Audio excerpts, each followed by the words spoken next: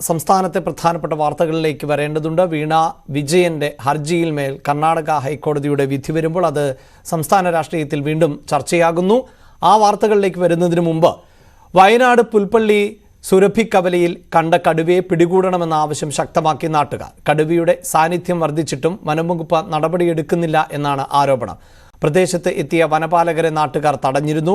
കടുവയെ മയക്കുവെടിവെച്ച് പിടികൂടണമെന്ന വനംവകുപ്പിന്റെ ഉറപ്പിനെ തുടർന്നാണ് കഴിഞ്ഞ ദിവസം ഉദ്യോഗസ്ഥരെ നാട്ടുകാർ വിട്ടയച്ചത്. യുദ്ധകാലാടിസ്ഥാനത്തിൽ നടപടികൾ സ്വീകരിക്കാൻ യോഗം ആവശ്യപ്പെട്ടു. ജനപ്രതിനിധികളും പൊതുപ്രവർത്തകരും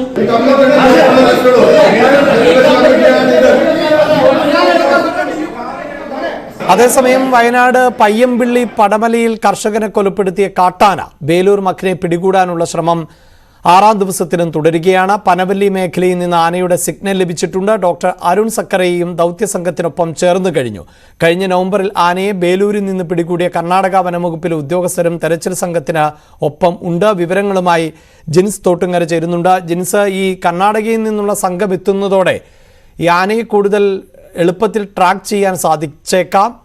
പക്ഷെ അപ്പോഴും ഈ ജനവാസ മേഖലയ്ക്ക് അടുത്തേക്ക് എത്തിയാൽ മാത്രമല്ലേ ഈ മയക്കുവെടി വെക്കുക എന്നത് സാധ്യമാകൂ?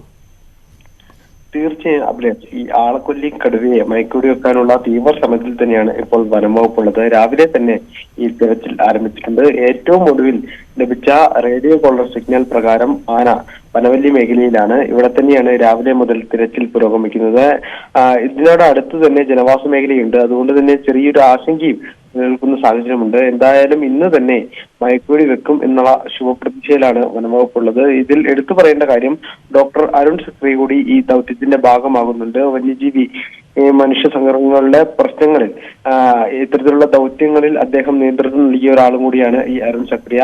ഈ ഡെപ്യൂട്ടേഷൻ പൂർത്തിയാക്കി മൃഗസംരക്ഷണ വകുപ്പിലേക്ക് മാസങ്ങൾക്ക് മുൻപാണ് ഇദ്ദേഹം മടങ്ങിയത്. ഇന്നലെ മുഖ്യമന്ത്രിയുടെ അധ്യക്ഷതയിൽ തിരുവനന്തപുരത്ത് നടന്ന യോഗത്തിൽ ജനപ്രതിനിധികളടക്കം ഇദ്ദേഹം ഈ ദൗത്യത്തിൽ ഉണ്ടാകണമെന്ന് ആവശ്യപ്പെടുകയായിരുന്നു.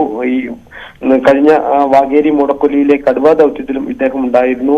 കേരളത്തെ വിറപ്പിച്ച അരിക്കൊമ്പനെ പൂട്ടിയതും ഈ അരുൺ സക്രിയായിരുന്നു. എന്തായാലും അദ്ദേഹവും ഇന്ന് വനംവകുപ്പിന്റെ ഈ ദൗത്യത്തിൽ പങ്കുചേരുന്നുണ്ട്. കൂടാതെ ഈ കർണാടകയിൽ നിന്നും എത്തിയ 25 അംഗ ഫോറസ്റ്റ് ഫോഴ്സും ഇന്ന് ഇവിടുത്തെ അറാട്ടി ദൗത്യ സംഘത്തോടൊപ്പം ചേർന്നിട്ടുണ്ട്. എന്തായാലും ഇന്ന് തന്നെ ഈ മയക്കുവെടി വെക്കും എന്നുള്ളതാണ് നിലവിൽ നമുക്ക് ലഭിക്കുന്ന വിവരം. ഇന്നലെ ഈ ആനയെ പിടികൂടാൻ ഈ ദൗത്യ സംഘത്തിന് അടുത്തെത്തിയാൻ കഴിഞ്ഞെങ്കിലും മയക്കുവെടി വെക്കാൻ കഴിയാത്തൊരു സാഹചര്യം ഉണ്ടായിരുന്നു. ഈ ആനയുടെ കൂടെ മറ്റൊരു മോഴയാനയുള്ളതാണ് ഏറ്റവും വലിയ പ്രതിസന്ധി. അതുപോലെ തന്നെ ഈ മോഴയാനയുടെ സഞ്ചാര വേഗവും വലിയ പ്രതിസന്ധിയായി കണക്കാക്കുന്നുണ്ട്. എന്തായാലും ഇന്ന് തന്നെ പിടികൂടും എന്നുള്ള ശുഭപ്രതീക്ഷയിലാണ് നിലവിലുള്ളത്. ഈ പ്രജീഷിനെ കൊലപ്പെടുത്തി 6ാം ദിവസം പിന്നിടുമ്പോഴും ഈ കൊലയാളിയായിട്ടുള്ള ആനയെ പിടികൂടാത്ത ഒരു വലിയ പ്രതിഷേധവും വ്യാപകമാണ് അഭിലാഷ്.